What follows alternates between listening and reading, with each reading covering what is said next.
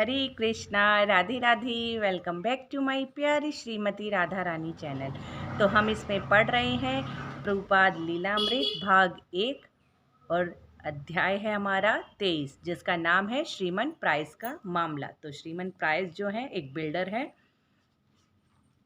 Dealer हैं। तो चलिए सुनते हैं इस अध्याय में क्या है आगे।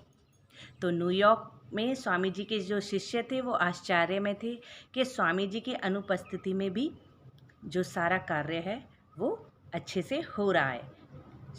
क्योंकि शुरू में सवेरे सवेरे उठना, स्टोर फ्रंट जाना, कीर्तन करना, कक्षा लगाना बहुत कठिन लग रहा था।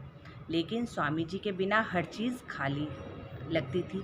स्वामी जी ने उन्हें सिखा रखा था कि क्या, कैसे और कब करना चाहिए। और धीरे धीरे उन्हें ये अनुभव भी हो गया था कि उन्हें केवल स्वामी जी का अनुकरण करना है, जैसे एक बच्चा अपने माता पिता का अनुकरण करता है। पहले उन्हें व्याख्यान देने और कीर्तन करने में शर्म लगती थी। वे स्वामी जी के कीर्तनों और व्याख्यानों का टेप वहाँ चलाया करते थे। लेकिन जब कई शामें बीत गईं और मंदिर में लोगों का तांता जुड़ने लगा तो उन्हें व्याख्यान देने के लिए लाचार होना पड़ा। तो राय राम, ब्रह्मानंद और सत्य स्वरूप रूपानुग बारी बारी से छोटे छोटे व्याख्यान देते थे। लॉरेस्ट साइड के उन्हीं श्रोताओं के जो चुनौतीपूर्ण प्रश्नों के उत्तर भी वे देने लगे थे। अब 19 जनवरी को सैन फ्रांसिस्को में जब प्रभुपाद जी पहुँचे तो उन्होंने अपने न्यूयॉर्क के शिष्यों को एक पत्र लिखा और उसमें लिखा कि वे उनकी आध्यात्मिक संतानें हैं और उन्हें बहुत ही प्रिय हैं। उन्होंने लिखा कि प्रिय ब्रह्मानंद, हाईग्रीव, कीर्तनानंद, सत्यस्वरूप, गर्ग मुनि, अच्युतानंद और जदुरानी, मेरा अभिवादन और गुरु गौरांग गिरिधारी गंधर्विका का आशीर्वाद स्वीकार करें। आपको हमारे यहाँ सकुशल पहुँचने और यहाँ के भक्तों द्वारा हमारा अच्छे से स्वागत का समाचार मिल चुका होगा। और श्रीमान एलन गिन्सबर्ग अपने 50-60 लोगों के साथ हवाई अड्डे पर हमारी जो है अगवानी की ओर आ गए थे। मुझे मालूम है कि आपको मेरी अनुपस्थिति खल रही होगी। कृष्ण आपको शक्ति देंगे, उससे हमारा आध्यात्मिक जीवन सफल होगा। यदि मेरी अनुपस्थिति बहुत खले तो आप मेरे बैठने के स्थानों पर मेरे चित्र रख सकते हैं। यह आपके लिए प्रेरणा का स्रोत होगा। मेरा विचार है कि केंद्र जल्दी ही बहुत अच्छी शाखा बन जाएगा। ब्रह्मांड पत्र सहायक सिद्ध हुआ और ब्रह्मानंद ने उसे स्टोर फ्रंट में लगा दिया। स्वामी जी ने स्पष्ट उल्लेख किया कि वे सब अब भी उनके साथ थे। स्वामी जी भी न्यूयॉर्क में उनके साथ ही थे। प्रभुपाद ने ब्रह्मानंद को लिखा, हर 3 महीने हम एक पुस्तक प्रकाशित कर सकते हैं और हमारे पास जितनी ही अधिक पुस्तकें होंगी हम उतने ही अधिक सम्मान्य बनेंगे। प्रभुपाद ने गर्ग मुनि को लिखा कि जिसकी भी आयु 18 वर्ष की थी, उपदेश दिया कि वह अपने से अधिक आयु के गुरु भाइयों का सहयोग करे।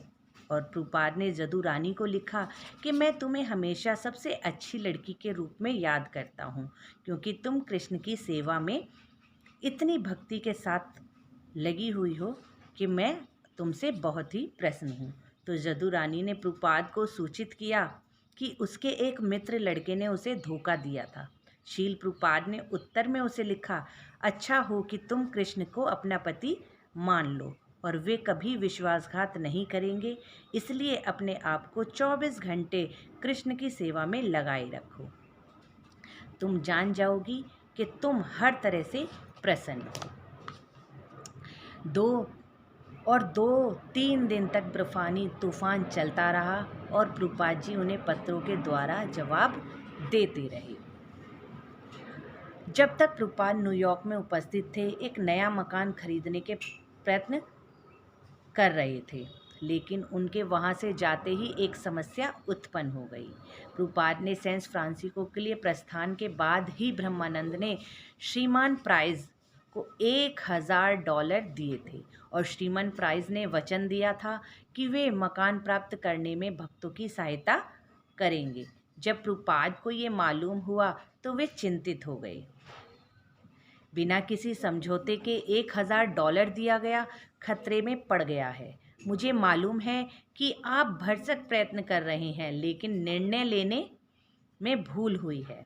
मैं आपसे अप्रसन्न नहीं हूँ, लेकिन लोगों को कहना है कि श्रीमान प्राइस अन्य किसी स्रोत के वित्तीय सहायता दिलाने में कभी भी सफल नहीं होंगे।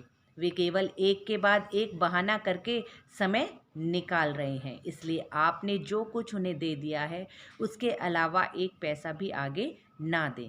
अगर वे और पैसे चाहते हों तो आप साफ मना कर दीजिए। ऐसा प्रभुपाद जी ने अपने शिष्यों को कहा। शील प्रभुपाद को श्रीमान प्राइस से पहली भेंट याद थी।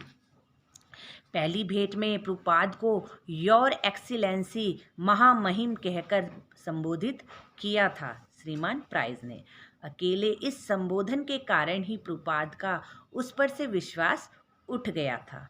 एक बंगाली कहावत है कि आध्यात्मिक भक्ति की एक चोर का सूचक है। प्रभुपाद जानते थे कि व्यवसायियों की प्रवृत्ति धोखा देने की होती है।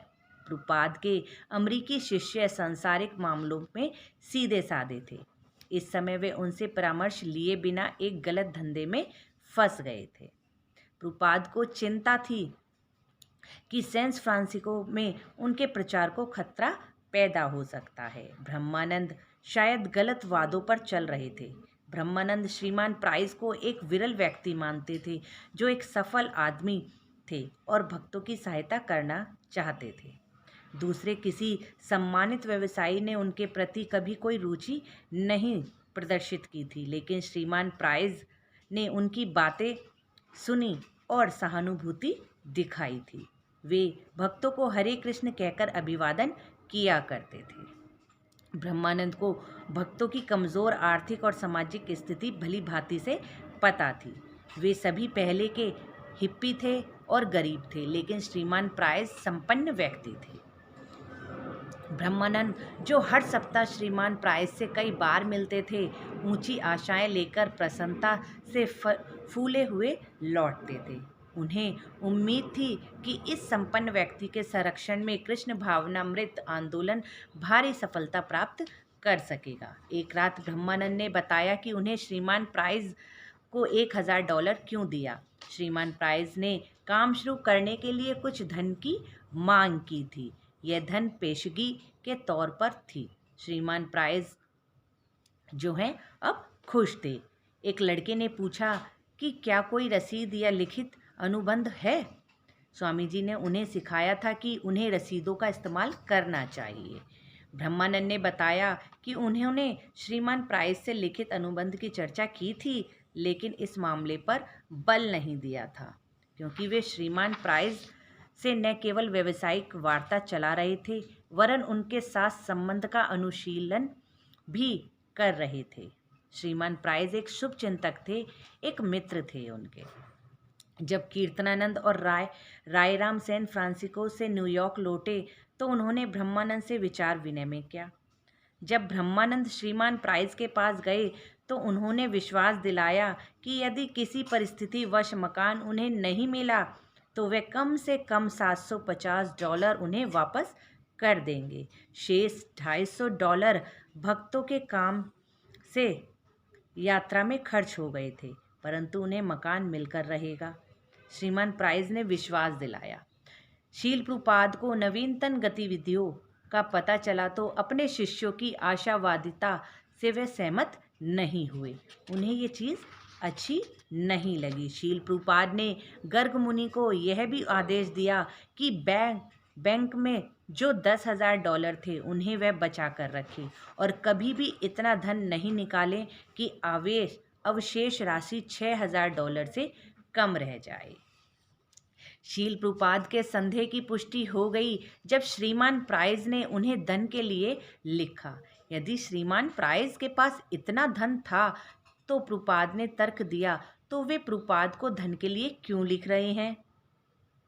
प्रभुपाद ने श्रीमान प्राइस को लिखा, यदि इस्कॉन को वास्तव में मकान खरीदना है तो उसके लिए बिक्री का अनुबंध करना पड़ेगा।